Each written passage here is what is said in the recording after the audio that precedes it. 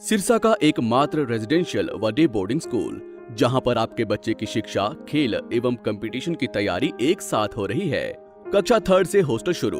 कानपुर, दिल्ली, सीकर व south India से staff जो पूरे दिन स्कूल में रहकर बच्चों की तैयारी करवाता है। बच्चों के शारीरिक विकास के लिए outdoor games, cricket, kabaddi, volleyball व athletics, indoor games, badminton, chess और कैरम। कक्षा 3 से सैनिक स्कूल, मिलिट्री स्कूल व नवोदय स्कूल की तैयारी शुरू हो जाती है। कक्षा 6 से प्री फाउंडेशन कोर्स शुरू हो जाता है। कक्षा 9 से फाउंडेशन कोर्स शुरू, जिसमें NDA, air force, navy, SSC, banking व आईआईटी एवं नीट की तैयारी शुरू होती है। स्कॉलरशिप टेस्ट भी लिया जाता है, जिसमें 90% से ऊपर अंक पाने वाले स्टूडेंट्स की ट्यूशन फीस माफ होती है। कर्नल वीएच सिसोदिया व सूबेदार एआईजी लालचंद पारिक के मार्गदर्शन में बच्चों की 9वीं से ही कैरियर काउंसलिंग करके उन्हें उच्च दर्जे की डिफेंस की तैयारी करवाई जाती है। इस साल 23 बच्चों ने आर्मी की भर्ती पास की। एड्रेस: ज्ञान ज्योति पब्लिक स्कूल एवं डिफेंस व sports academy, CBSE affiliated English medium, नजदीक दड़बा बस स्टैंड, मानक दीवान। Contact number 9992571111 8929551111। इस देश के प्रधानमंत्री ने 3 ऐसे कृषि के काले कानून बनाए जिसकी वजह से पूरे देश का किसान जो परेशान हो गया।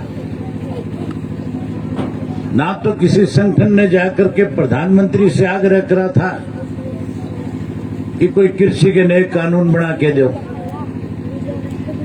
ना किसी किसान संगठन ने कोई आंदोलन किया था,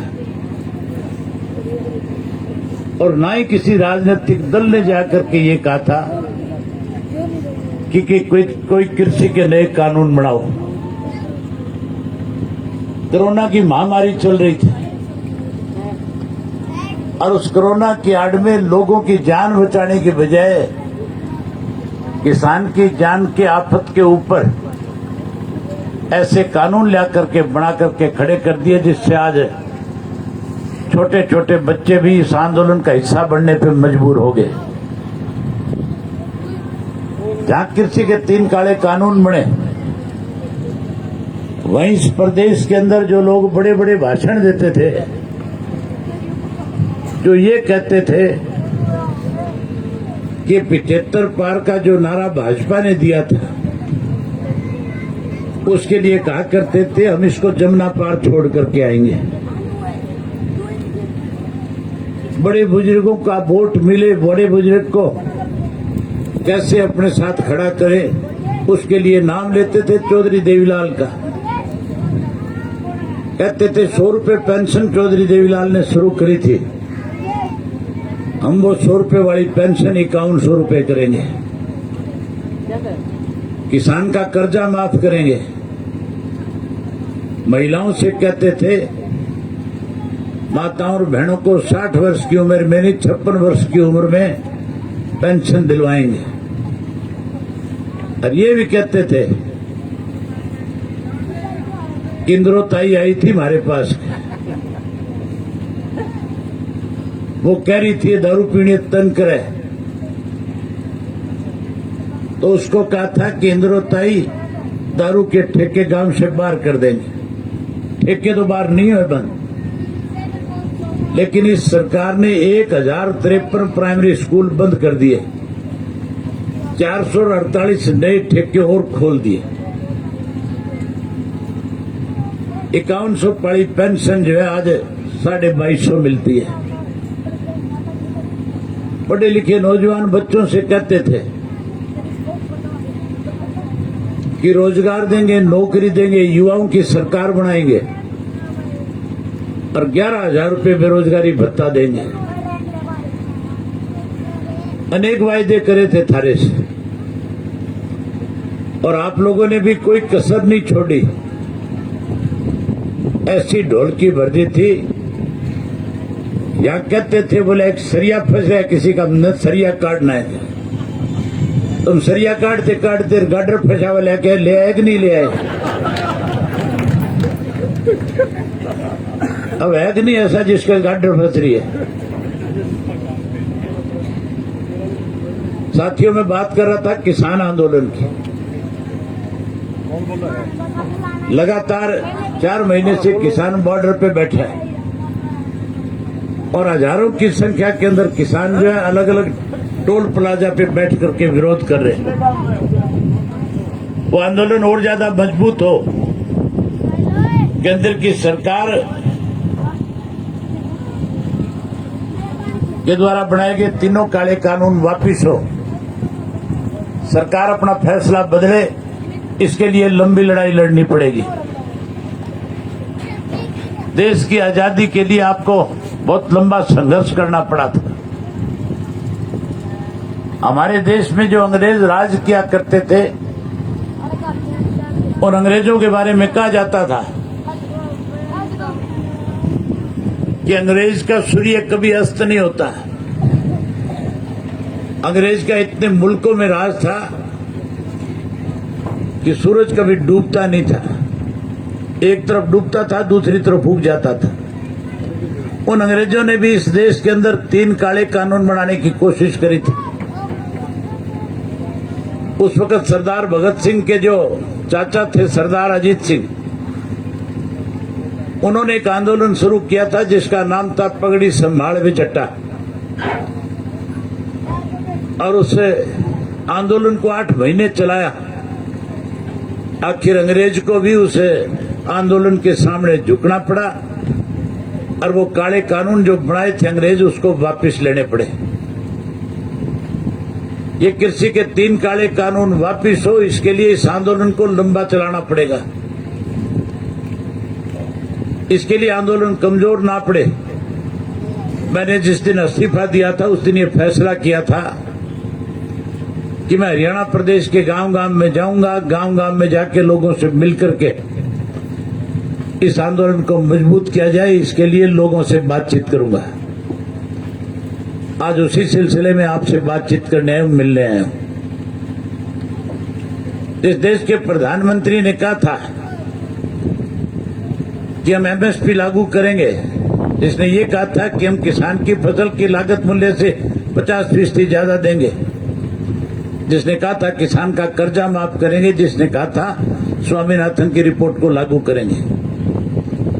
आज लोग केवल एक ही मांग कर रहे हैं कि तीनों कानून वापिस ले लो, एमएसपी का कानून बना दो। लेकिन देश का प्रधानमंत्री कहीं अपने गलत फैसले को, अपनी गलती को स्वीकार करने की बजाय हमारे ऊपर थोपना चाहता है। इसके लिए हमें अपने भाईचारे को मजबूत करना पड़ेगा। जहां भाईचारा मजबूत करोगे वहीं इस आंदोलन को भी मजबूत करना है। मोदी ने एक काम तो अच्छा कर दिया, जो आप लोगों के बीच में छोटे मोटे मतभेद थे उनको भुलाने का काम किया। भाईचारा मजबूत कर दिया, इकट्ठा कर दिया। भाईचारा इकट्ठा हो गया कि नहीं हो गया? इस आंदोलन को तोड़ने के लिए बीजेपी ने बहुत षड्यंत्र रचे। जो पंजाब से हरियाणा के अंदर किसान आकर के सिंगू के बॉर्डर पे, टिकरी के बॉर्डर पे पहुंचे तो अखबार और मीडिया के माध्यम से भाजपा के लोगों ने प्रचार कराया और कहा कि तो खालिस्तानियों का आंदोलन है। जब हरियाणा के किसान ने उसके साथ जाकर के खड़े होकर के उसकी मदद करी तो फिर उन्होंने कहा कि अलगाववादियों का आंदोलन है। फिर कहा ये तो हरियाणा और पंजाब के मुट्ठी भर चंद किसान इकट्ठे हो रहे हैं, उनका आंदोलन है। कभी सिखों का आंदोलन कर, कभी ये कहा कि चाइना के लोगों ने इस आंदोलन को खड़ा करने के लिए योजनाबद्ध तरीके से पैसा देकर के देश का माहौल खराब करना चाहते हैं। जब जब बीजेपी ने षड्यंत्र रचे, आंदोलन और ज्यादा मजबूत हो गया।